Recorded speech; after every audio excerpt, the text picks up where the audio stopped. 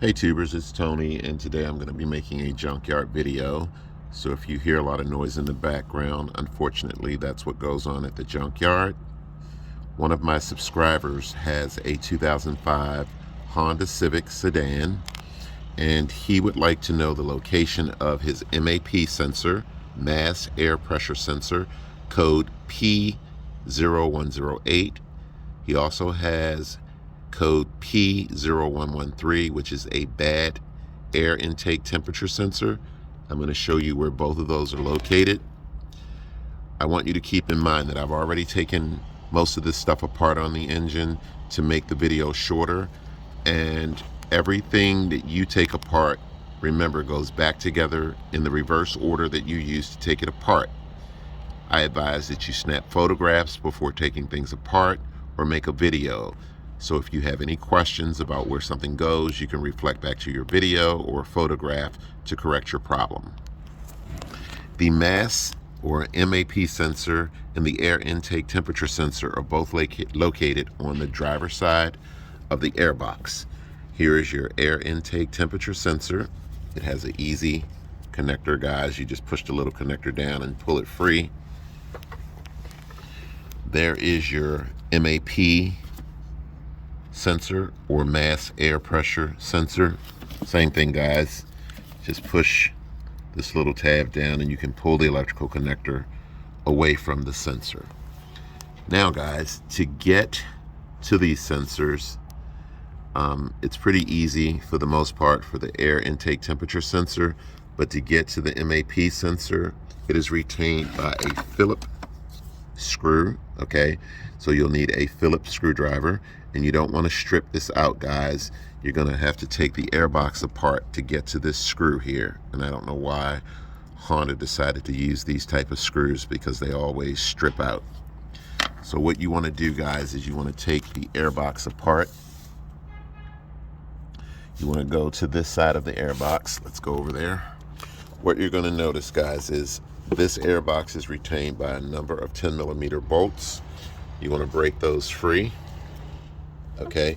And then you can simply pull this stuff free and place it to the side.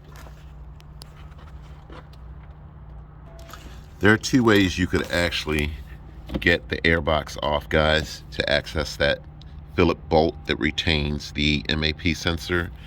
If you needed to replace your air filter, and I actually recommend that you do it this way, the air filter cover is retained by 7 8mm bolts. Break those free and remove the cover.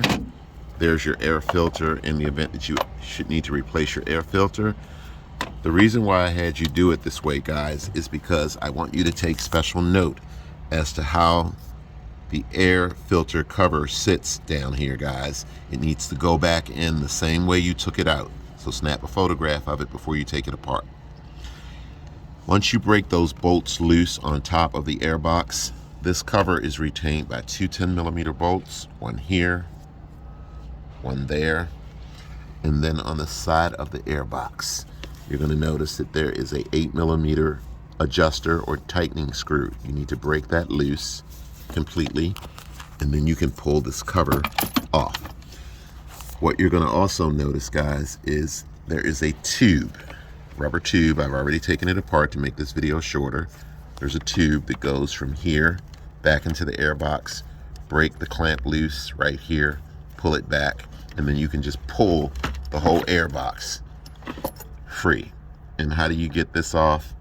Just take the back end of a socket, guys, and push the hose backwards. It's fairly easy.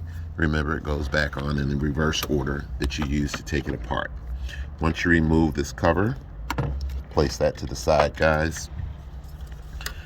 Don't lose your little ring here. Make sure you put it back on the bottom, because you'll need it. Then what you can do, guys, is take your Phillips screwdriver, and now you have easy access to break loose that Phillips screw. Once you disconnect the electrical connector, guys, again, push that little tab down. You just basically grab the MAP sensor firmly and pop it out of its housing. You can get a new MAP sensor from rockauto.com or just about any local auto parts stores, guys. When you get your new sensor, it goes right back in. See that hole?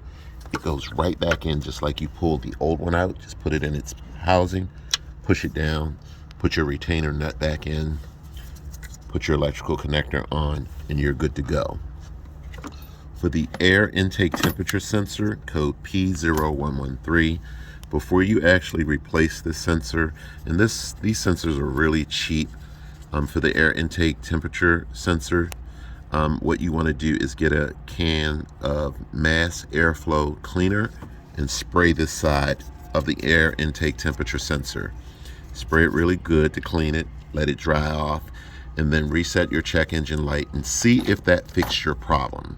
If it did not, and 9 times out of 10 when I have this problem, I just really clean it with mass airflow cleaner, and that usually fixes the problem. If it does not, just take a flat blade screwdriver, wedge it down in there, guys, and you can pop this sensor out. It's really easy, okay? Your new sensor goes right back in the reverse order.